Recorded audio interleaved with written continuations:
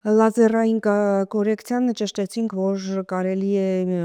իրականացնել 18 տարեկանը լրանալուց հետո եւ դուք բազմաթիվ խնդիրներ նշեցիք, որ լինում է միաժամանակ եւ ասիգմատիվ եւ կարճատեսություն եւ հեռատեսություն մեկ միջամտությամբ հնարավոր է շտկել այս ամբողջը։ Իհարկե հնարավոր է, կան լազերային կորեկցիայի տարբեր մեթոդներ, դրանք ամենահանից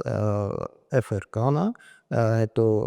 լեսիկ մեթոդն է, ֆենտոլեսիկ եւ վերջին ամենազարգացած մեթոդը դա SMILE մեթոդն է, որը հնարավորություն է տալիս տարբեր աստիճանի ռեֆրակցիոն խանգարումներ շտկել։ Ամենաշատ տարածվածը դա իհարկե լեսիկ եւ ֆենտոլեսիկ մեթոդներն են, բայց ներկայումս մենք կիրառում ենք նաեւ FRK մեթոդը, որը հնարավորություն է տալիս առանց որևիցե հպման, առանց պացիենտին կպնելու մի քանի վայրկյանի ընթացքում ազատել նրան կարճատեսությունից, թեկուզ մինչև -7 կարճատեսություն, ասթիգմատիզմ, այո, շատ լավ արդյունքներ են լինում եւ արդեն 15 վայրկյան տևողությամբ վիրահատությունից հետո պացիենտները ազատվում են տարիներ շարունակ ունեցած կարճատեսությունից։ Եվ երբ որ նրանք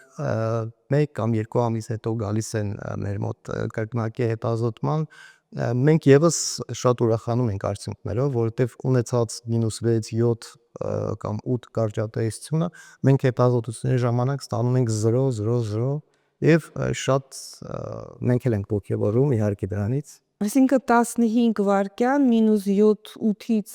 բացարձակ տեսողության եք վերադառնում եւ այս արդյունքը ինչքան ժամանակ է պահպանվում։ Իհարկե, եթե մենք իրականացնում ենք վիրահատությունը հակացությունների բացակայության պայմաններում, իսկ դրա համար մենք նախնական հետազոտություններ ենք իրականացնում, մանրակրկիտ ծնում ենք աչքը, անամնեզ ենք հավաքում, չկան արդյոք ուղեկցող հիվանդություններ,